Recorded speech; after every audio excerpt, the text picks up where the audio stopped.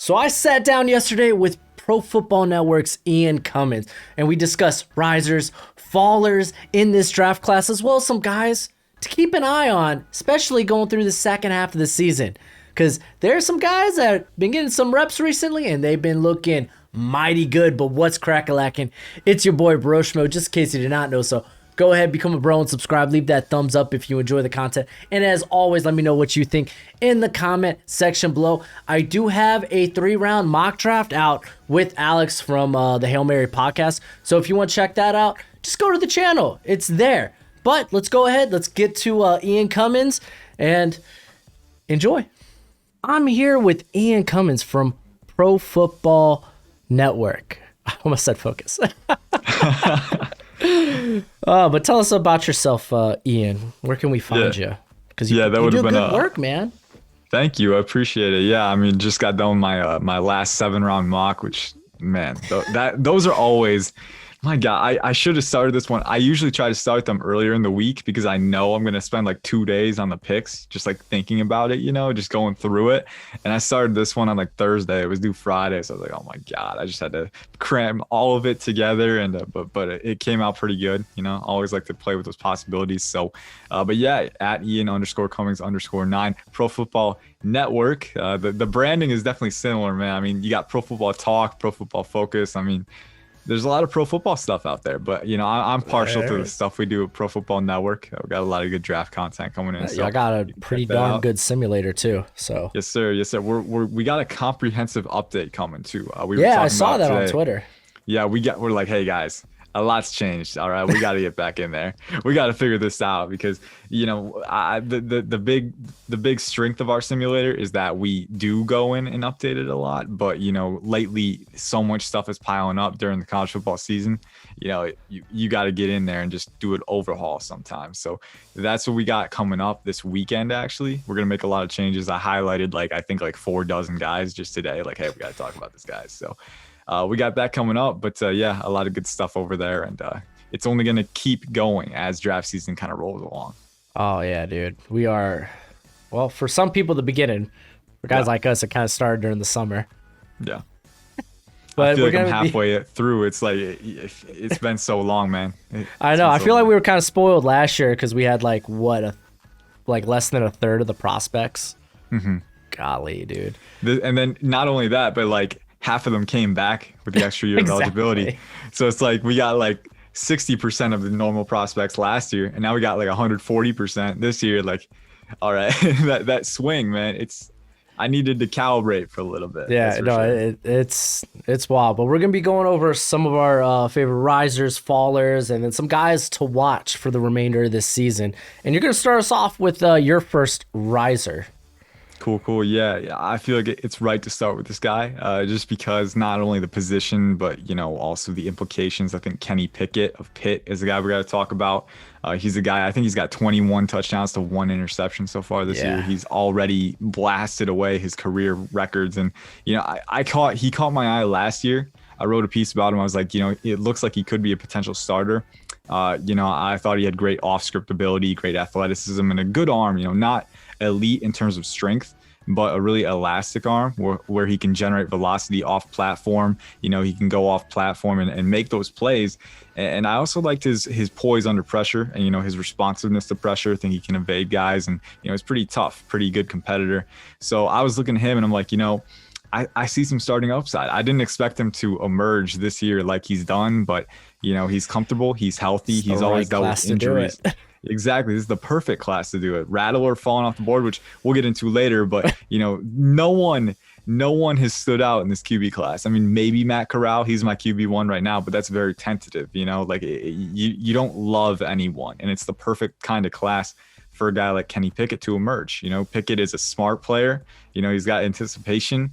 That fly was right. Dude, I know. It got up. I was like, what? Do I swat at this? I don't want to swat mid sentence.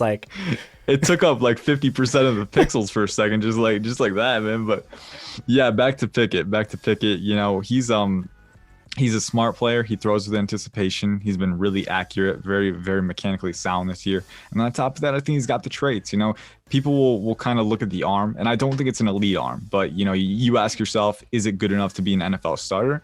I think so, especially in the right structure. The big question for him is going to be the hands. Apparently, he might measure in with 8-inch hands around, which is like Baby unheard hands. of for NFL starters, just unheard of. So, me personally, I want to wait until we see him handle an NFL ball to see if it's a problem. But I don't deny that it might be, and I'm a big fan of Pickett, but that's the one question. No doubt, though, he's definitely elevated his stock, been playing very well, and has the physical traits to keep ascending. Yeah, going into the year, I was like, I hate giving out comps, people take them too literally, but I was like, Yeah. I feel like this guy's like Ryan Finley with a little more juice in his arm. Just, the decision making could be a bit errant sometimes. Yeah. But he's been a lot better about that this year. All right, so my guy, I'm going to go with edge because this edge class is stacked, and this is a guy I actually talked about during the offseason, and it's Arnold. Let's see if I could get this right. Ebiketie. Oh, thank sir. you so much for helping me out with that. I got you with the names, man. I practiced at the Senior Bowl last year it was Odigizua. Oh, I loved that, dude. Onwuzurike. That's like the gauntlet right there. You get through that, you can say any name. Yeah, dude. Dude, Odigizua was one of my favorite names just to say. Same, dude. Favorite name, favorite player, man. He's dude, I gave him like a wrestling interest. Osa Odigizua. Yes, sir. Love it. The man. But let's talk about Arnold here, because dude's a former transfer or grad transfer from Temple. Didn't get a lot of playing time there, but did get a good amount of snaps his last year there in 2020. Got like 22 pressures, four sacks. And this year's just been on a tear. And the thing is, this guy put on like, I think about 10 pounds. Like Penn State lists him at like 256. But I don't think he put on like 15 pounds. I don't think it's that much. Because he still looks like he could still fill out his frame. And I'm not saying he's like strainy, but he just doesn't. I wouldn't say he looks like thick. But this guy just gets off the edge so quickly, man. Like Tyler Beach in that Wisconsin game, in the opener, man, didn't stand a chance, dude. And unfortunately, Tyler Beach, because I liked him coming into the year. There's been a few games where some guys have put some pretty good moves on. Yeah. Not good. Not just Ebiketie, but David Ajabo too. Exactly. Man. He's been a punching bag for sure. But yeah, Ebiketie, man. I mean, I agree about the frame. He looks a little lighter than some of the guys that you'll come across in this class, but I do think he has good proportional length for his size. I think he's around 6'3". And with that proportional length, I always like to say having that length can be a good conduit for speed to power. And he definitely shows that he can do that, use that length and his extensions to generate power by exploding off the line. And he's shown that he can, get pressure that way. And so I really like that. He's been productive. And Penn State only deals with edge rush or athletes at edge rusher, I should say. Jason Owa, Yetur Gross-Matos. I mean, definitely have an athletic background there. And getting Ebiketie in that room, he's quickly flourished, and I like him for sure. I mean, it's a strong edge class, so I didn't know where to rank him, but I can't deny he's got upside, and he can definitely go in that day 2 range, and maybe even surprise and go higher. I mean, he's got the tools for sure. Dude, yeah, no, like honestly, like there could be like 10 edges that go in round 1. Like I don't know. He makes my top 15, but it's a real tight fit, man. Yeah, it's a real tight fit. I've got class. like all the top 20 edges on my board. I like it's tough because I don't want to say, oh, he's edge 19, but I like him, right? That doesn't sound. It sounds terrible. Right. Yeah, but that's just how it is with this class. It's a stacked class, and I want to go on the other side and talk about the guys who will be protecting off these guys. Offensive tackle Nicholas Petit-Frere from Ohio State. That's my next riser. This was a guy I picked out during the offseason, and he's a former 5-star, so he really was on the radar. It's just he hadn't quite broken out yet. He showed a lot of progression down the stretch last year, and so far this year, man, he switched over to left tackle, and he's been phenomenal. I mean, run blocking wise, super violent off the snap. Really strong once he gets his hands on you. I think he's got a good anchor. I think he's definitely improved that since last year. His grip strength and anchor. He can drive guys out of the play. Great leg drive. And, he moves super well in space, and then as a pass protector, maybe a little stiff at times, but I think overall he's really smooth. Some people have said he's a little stiff. I can see that at times, but I think that's more an efficiency of motion thing, footwork, than it is actually athleticism. I think he's really smooth. I think he can cover ground quickly and match guys around the edge. And, he can also use his length and those extensions to negate rushes. And I really like that about him. I think that violent mentality combined with his high level physical traits could really combine to a deadly combination for edge rushers at the next level. So he's a first round player for me now. I think it's guaranteed at this point. I'm trying to figure out where exactly to rank him because I like Charles Cross too. It's either him or Charles Cross at number 2 behind Evan Neal. But Petit Frere, one of my favorite players in the class at this point. He's been a big riser. Yeah, I mean, we got a bunch of those also. Are they a guard? Are they a tackle type of prospects in this class? So it's kind of tough. But yeah, no, I like him. Playing both sides too is very crucial, as we're seeing with like Penny Sewell, having to get accustomed to the right side. Well, not so much because of injuries now, but still, there's something he was having a problem with out the gates. And I remember reading when I was looking into Petit Frere that he actually feels more comfortable on the left side. So that's pretty cool. Yeah, he definitely looks more comfortable too. Yeah. You can definitely tell. But having that versatility alone, that's going to be something that kind of boosts your stock a little bit, or it might be the deciding factor if a team has 2 prospects pretty close together, right? Well, hey, this guy, we know he can play either left or right. So if we need him to, he can do it in a pinch. That's just another added factor. Yeah, with like a guy like Charles Cross, who's exclusively played left tackle his whole collegiate career. Yeah. So I'm going to go to the interior for this one, and I'm going to go to Nevada with Dom Peterson. This cat I like a lot because he's been very, very productive throughout his career. He has 105 pressures, 24 sacks. The build, not ideal. He's 6 foot, 285, and you get in that area, it's like, okay, well, this guy had if he's gonna be a day 1, day 2 guy, it's like they better be Aaron Donald-esque in terms of their strength, their motor, their physicality, their burst, all that stuff. And I think I'm not saying he's Aaron Donald. I'm not saying that. But I'm impressed with this guy's get off. He does run on a full tank every down. Solid run defender, but how he impacts the pass so much. And he's really coming on the last couple of weeks. He has 28 pressures on the season. I think he's in the top 5 in terms of pressure rate for defensive interior prospects. And it was a guy I was looking at last year just because a lot of people were talking about how much of a freak he is in terms of just strength at 6 foot, 285. So a guy I thought I mentioned, why not? Nevada's got a few draftable prospects, right? Yeah, for sure. So what I'm hearing is you're saying he's Aaron Donald, then. That's what I heard, right? Absolutely not. Yeah. I hate comps. Yeah. I hate comps. I'm saying he's Aaron Donald light. He's like... like Aaron Donald light. Like light to the power of 3 or something. He's like Natty Light, a nice cheap beer. It gets the job done. I got you. He just gets the job done, man. No, but I mean, you talk about that frame, that type of defensive tackle. Honestly, 6 foot, 280. That's my type, honestly. I mean, there's multiple types that I like, but having that natural leverage at 6 foot, low man wins in the trenches for sure. Then some taller guys that play with a pad level that's too high, and they can't get that leverage. If you're 6 foot, it's a lot easier to get under offensive linemen and exert your power that way. And so having the ability to do that, having the high motor to maximize those traits, that's a good combination. Maybe not a guy that's going to be like an elite starter at the NFL level. It depends on his proportional length. I haven't seen him, so I can't speak to that. But, if he's got short arms, then it's a little bit of I'm not saying he's stubby, but it wouldn't surprise me if he was stubby.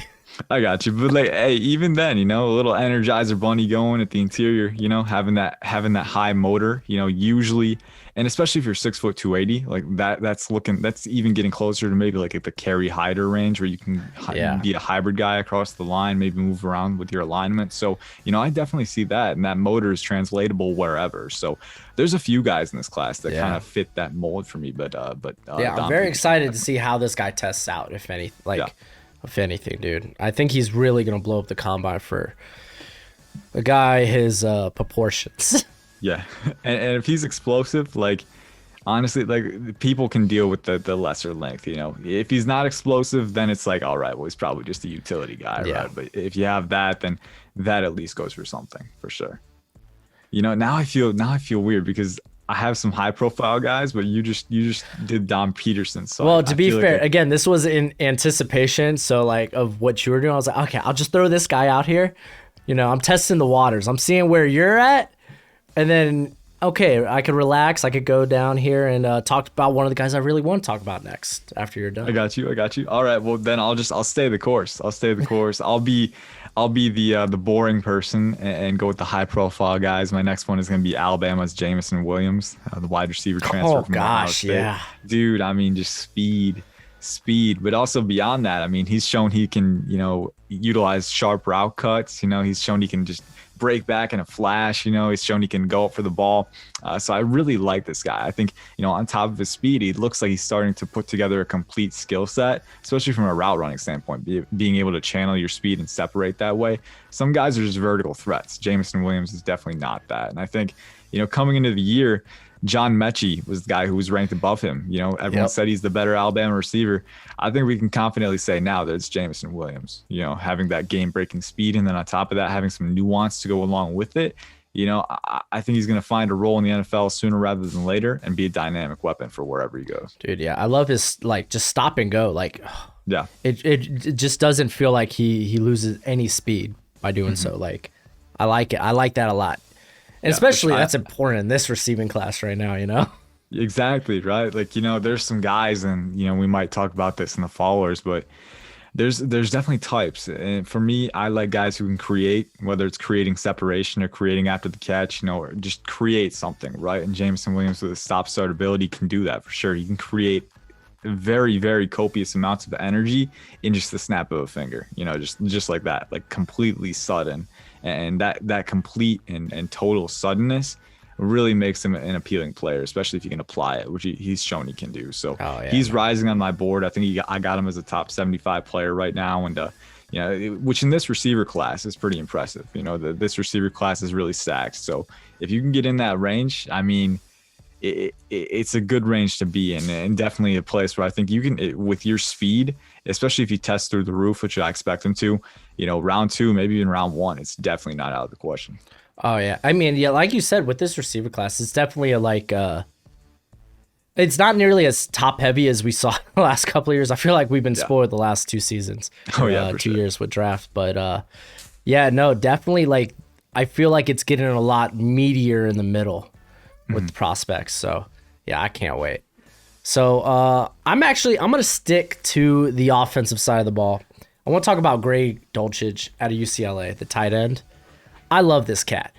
I came in it the season, was like, man, he seems like, just a better Kylan Granson, better size, more of a vertical threat. This guy was eating teams alive in 2020 up the seams. And this year, it's kind of been a bit more of the same, but I like seeing that he's able to.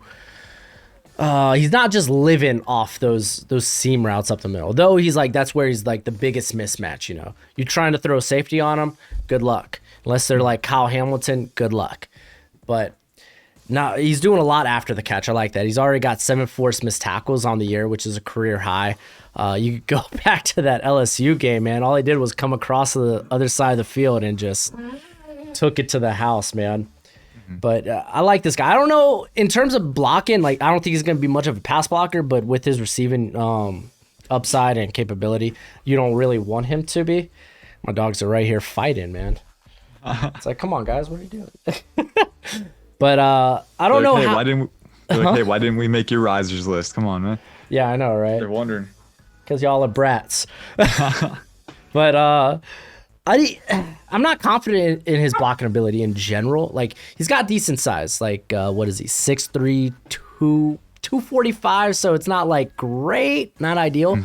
But he's held up as a solid enough run blocker there for UCLA, and Chip Kelly's very spread out scheme there. But to be fair, I don't think NFL teams are really looking for that. They want to look at a tight end and be like, what can you do for me in the receiving game? At least early on in day 2, they're looking for those guys that can be those mismatch nightmares. So, and I think he can be that. I'm going to close my door real quick. for the viewers, I guess. I'll My keep going. gosh, dude. Dude, They're really mad about not being a riser, dude. Who let the dogs out? Seriously. My goodness. Yeah, I know. Hey, sorry guys. You got to put on the pads and show me what you got. That's just how it is. Golly, I know, Football show. right? Yeah, but They're out here running Oklahomas, man. I know, seriously, they're just going back and forth. But Greg Dolcich is he's a fun player. You know, for me, he's a day 3 guy right now. But you know, I do like the build. He's kind of built like a tube, man. I mean, it's weird. He's 6'3", 245, but he's just like, yeah, he's just built like a tube, and guys can bounce off him. Yeah. He's got enough contact balance to be a run after catch threat. You know, he's pretty physical after the catch, which I like. And like you said, having that explosiveness up the seam to get into that space and then use that space. I mean, there's a role for that at the NFL level for sure. If you can at least be serviceable as a blocker, you know, someone's going to take him on either late day 2 or day 3. Depends on how he tests, I think. That's about the area I have him in. He's put on 30 pounds since joining UCLA, which I mean, it hasn't taken away from what he can do as an athlete. Yeah. So I feel like he could put on more if a team wants him to put on more, but yeah, I'm just kind of a mark for this guy right now. He's got a frame where I think he could put on a little bit more. Like you kind of look at body typing. It's a hard thing to describe, but you know it when you see it, kind of, right? Like seriously, like when you see a frame that could probably add a little bit more, you know it. You're just like, yeah, I think he could. And when you see a frame that can't, Nick Benito, it's like, then you know he's good as is. Yeah, exactly. He's good in his role. Just leave him there. But yeah, Dolcich I think could be a good value deal for sure. Depends on where he goes, if they can use him correctly. But I like him a lot. There's a lot of guys in that range in this tight end class that I'm kind of intrigued by. You know, Jake Ferguson, Lucas Krull are a couple of my favorites. Trey Berry for Boston College, although he might be rising a little bit. Yeah, I mean, it all depends on testing for these guys. How much of Hunter Long does he remind you of? Honestly, I think he's more athletic than Hunter. Yeah, I was thinking that too. Yeah. It's just I think Long was a better blocker though. Barry doesn't really bring anything. Yeah, I saw you put Barry up, and I was like, all right, let's go take a look. I looked at a couple Boston College games, and I was able to find some Jacksonville State games before he transferred. I was like, and he literally looked like a receiver at Jacksonville State. Yeah, exactly. So he's athletic. I like to bank on athleticism at tight end. That's why I had Jalen Wedemeyer at 5, because I like Wedemeyer. I just don't think he's an elite athlete, an elite separator. He's going to be a good tight end, but yeah, he's great at above the rim, you know, with his length. Like that, he's great there. Don't get me wrong, and I think he'll be a good player. He's just not an elite athlete, not an elite separator. Yeah, so you're looking for a little like special like oomph, you know. Exactly. You're looking for just a little bit of that nice quick cut ability. You know, I don't quite see that with him. So yeah, but it is what it is. League, so yeah, exactly. And you know, I mean, some teams have different preferences at tight ends. Like some teams like those big bodied guys who, you know, as long as they can find space and get open that way, you know, having that awareness, that's good enough. But some teams want that lateral agility and quickness. It's tougher to find, but more rewarding, in my opinion. Yes. So, yeah, for I sure. agree. But I got to move on to Nicoby Dean. I really want to talk about this guy, man. I love him, dude. Dude, do it. Honestly, like this is a guy I regret this, but you know how we went about it going into the year at PFN was me and Oliver Hodgkinson is the other draft analyst. Love him, great guy. But you know we were getting assigned draft profiles, and basically the guys that you get assigned to, obviously you'd have a better understanding of them. Ollie got Nicoby Dean, so I never got around to Nicoby Dean before the season. And I knew about him, you know, I knew his measurables, his stats, but that's all I could get to because I was too busy focused on other guys.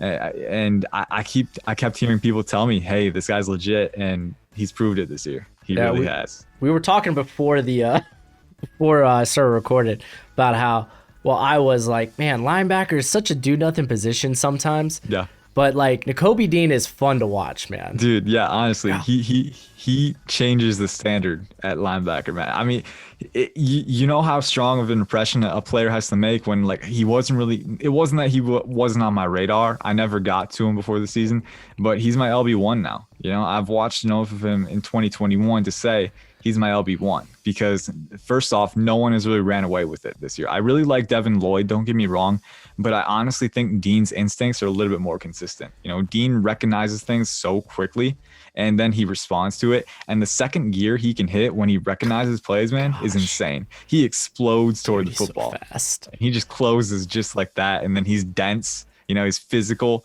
There was that one play against Georgia. And I tweeted it. I tweeted it from the against Kentucky. My bad. Oh, was it where he blew up the screen? Dude, he blew up the screen. Dude, I was streaming that game, watching on it. Dude, I was watching that play. I sat up out of my seat. I was like, I almost had to change my pants, dude. I was like, bro, are you serious? Like, he was the only one who recognized it. There's like 3 offensive linemen on that side of the field because no one else was going over. That was there. a touchdown if not for him. Because they were in the close to the red zone, weren't they? They were, yeah. Yeah, Dean, it was a touchdown saving play, man. He fought through 2 blockers. He's like, I don't care if you're 70 pounds heavier than me. I'm just gonna fight through you, man. And then he got through. And once he was clear, just like that, snap of a finger, he's at the ball carrier, tackles him, really sure tackle in space. So I honestly like Devin Lloyd is longer for sure. DeMarvion Obershone, longer guys, but I don't care about that. If Nicoby Dean has that explosiveness, that density, those instincts, that quick reaction ability, and the hot motor, that's all I need. That's all I need, man. All you need to do is kind of fill those gaps and do your job behind that defensive front. I don't think there's anybody better than Nicoby Dean at doing that right now. So he was kind of in that top 5, top 10 range for a lot of people before the season. For me, he is comfortably my LB1 now. You know, it's kind of close, but not really close. He's really sold me over. Yeah, I think him and Devin Lloyd, they're 2 very different linebacker prospects, you know? So I feel like it's really, you know, pick whatever you're looking for. But yeah, dude, Dean's just, especially I think in coverage, like he's going to be able to make plays Lloyd can't. Mm-hmm. Golly, man, he's such a good prospect. Yeah, like I like Lloyd, but I don't think he's super smooth. You know, like he's decent. He's not super fluid. Yeah, you know, he's long. Like I think utilizing him more around the line of scrimmage because I think he can stack. He has the length. I think he has the power to stack blockers. And he's a good pass rusher too. Exactly. So, yeah. So again, depends what you're looking for, but man, Dean is exactly nice. He's so good. So I'm gonna talk about Florida edge rusher, my boy Zachary Carter, because I loved this guy. I thought he was gonna come out last year, but then he got the extra year of eligibility, and it's just so interesting how he's been used like the last 3 seasons. Because like initially I think he came in as strictly an edge rusher, and then they kind of like flirted with him in 2019, like all over the line, like.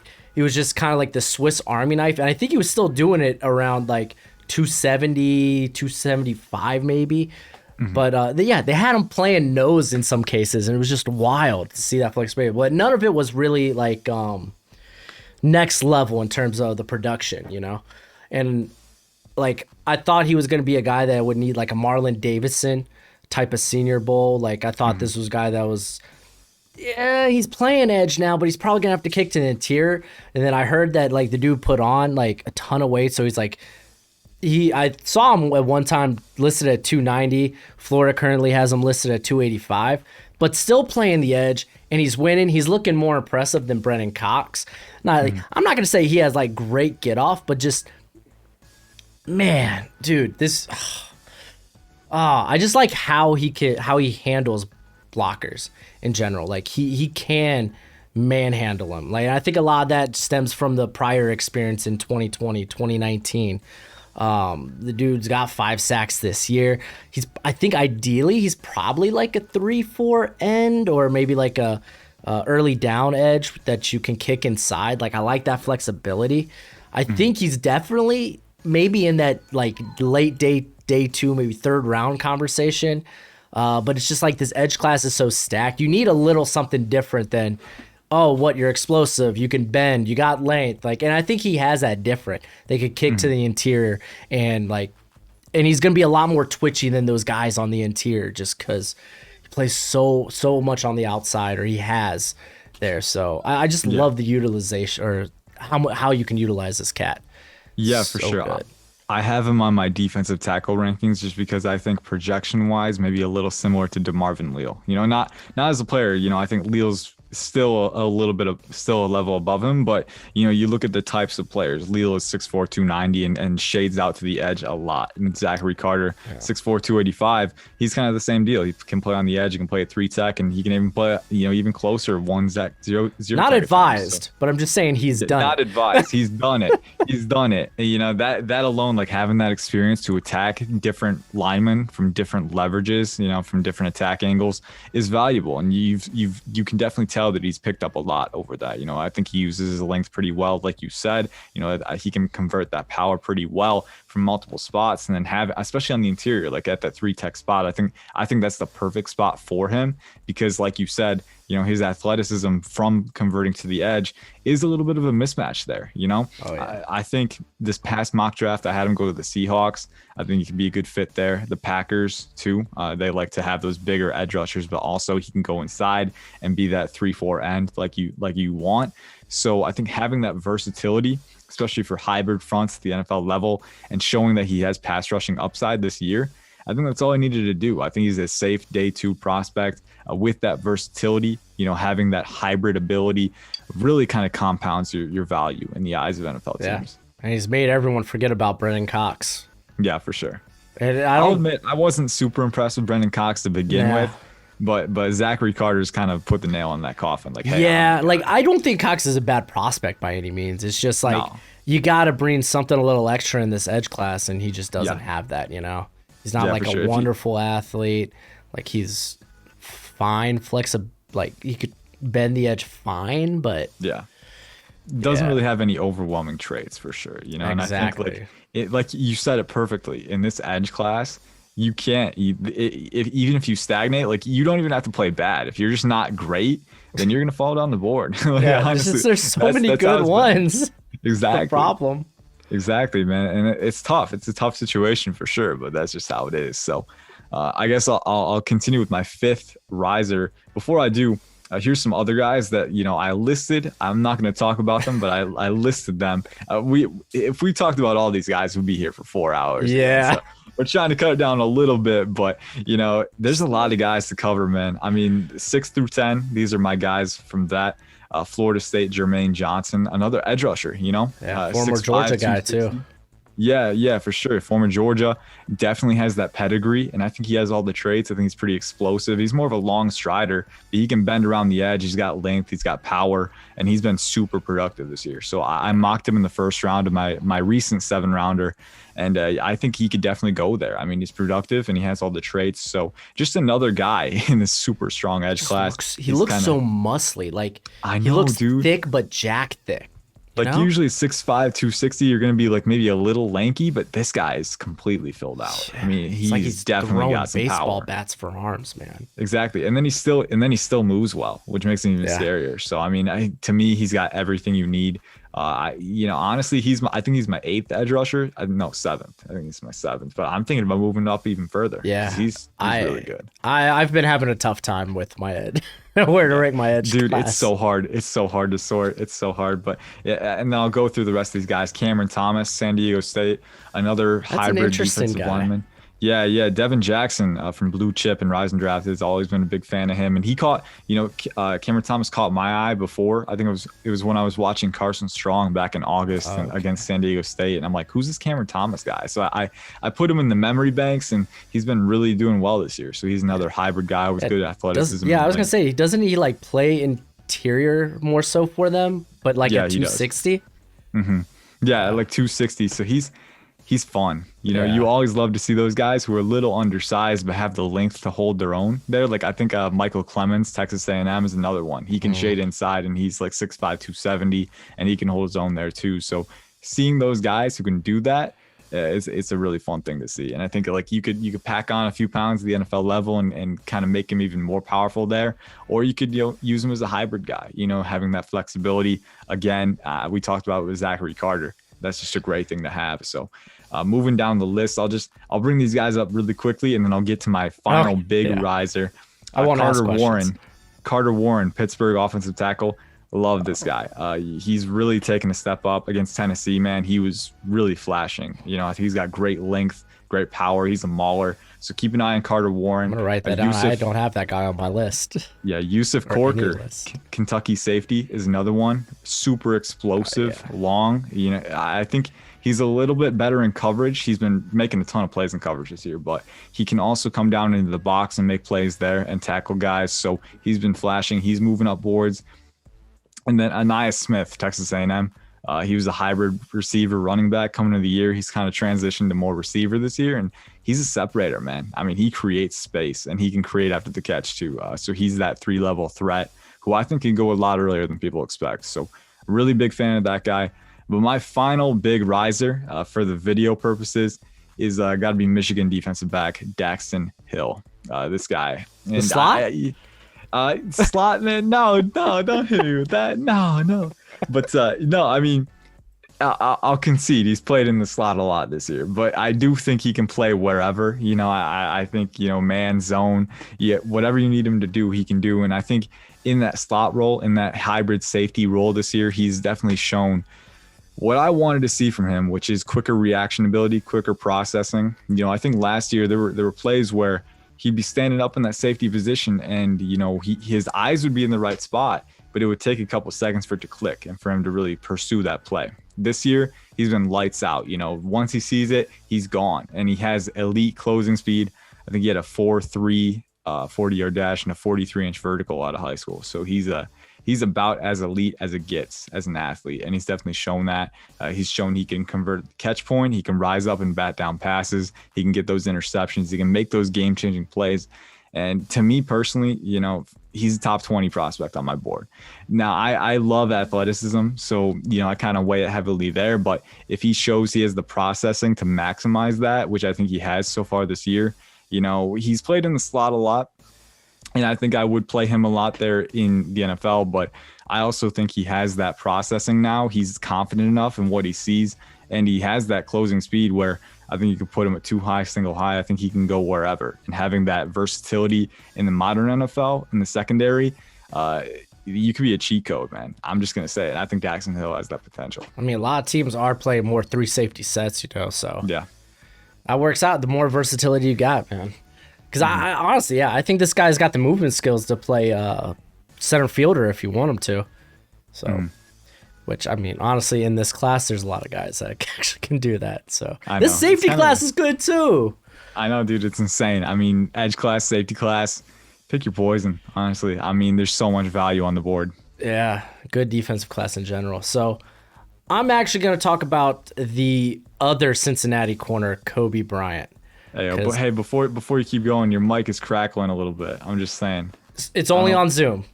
It's only on Zoom? It's only on Zoom. So it doesn't translate. It won't be on OBS, so it's fine. All right. I've had that problem. I don't know. I think it's something with my connection. I got you. I appreciate you letting me know, though. Yeah, I got to look out for my guy. So I was talking about the Black Mamba, right? Nicoby Bryant here. And I just actually really started watching him recently because I know that these Cincinnati prospects, there's some legit guys there, right? And this dude's ball skills is legit. Like, I don't even know if it's ball skills. He just tracks the ball well. Like, he's able, even when he's like beat, because he's not an elite speedster by any means. Well, neither is Sauce either, Those guys are in your face, man corners and press corners. And even without looking, like, he can locate the catch point just based on reading the receiver. I think he does such a good job of getting his hand in the wherever the ball is or where the receiver throws his hands. I like that he's able to stay in the hip pocket of receivers. And the proof's in the pudding, man. He's been starting next to Sauce for like the last 3 years, man. 9 interceptions, 32 pass breakups.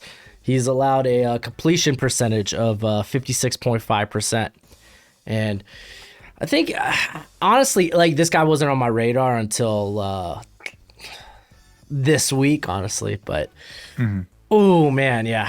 I told myself I'd do a deeper dive into the Cincinnati prospects, and there's a lot of fun guys there, man. Yeah, it really is. Their defense is loaded. I mean, especially that secondary, like Ahmad Gardner, Nicoby Bryant, Brian Cook, Javon Hicks. Arquan Bush. I mean, they got so many guys. It's insane. But Kobe Bryant is a fun one because, like you said, I don't know what it is because I don't think he's an elite athlete. I don't think he has elite length, but he just makes plays on the ball. He's got those instincts to make those plays. He has really good ball skills and really, he can position himself very well. And just having that ability alone, gives him some utility at the next level. And I don't think he's going to test badly, not elite, but I think he'll test well enough where a team that doesn't necessarily prioritize, elite athletic testing at corner, like as long as you're fluid enough, they're going to take you, because if you're at the catch point, you have the coordination and the instincts to make those plays. And I think Kobe Bryant is definitely a guy who's proven that he has that. And it's nice because with Ahmad Gardner on the other side, he's going to get targeted a lot. Like Exactly. He's going to get those opportunities, and he's converted on them so far. So I'm a big fan of Kobe Bryant. Good. As a value guy, I think with this corner class, because again, this corner class is strong too. I mean, we talk about the safety and edge. It's a strong one too. So he might ultimately go on day 3, but on day 3, I think he could be, maybe a similar impact to Diamador Lenoir, who came out and he's starting early for the 49ers and playing pretty well, all things considered. So I think it could be like that maybe, where he comes in and, kind of hits the ground running. Yeah, he was reminding me a bit of Rondarius Williams, the Oklahoma State guy from last year. Mm-hmm. So like in terms of just how he is as an athlete, because it's not like he was. And I think Rodarius actually tested pretty well for an athlete too. Yeah, so like not elite, but good. Definitely passing the threshold you'd look for a corner. So.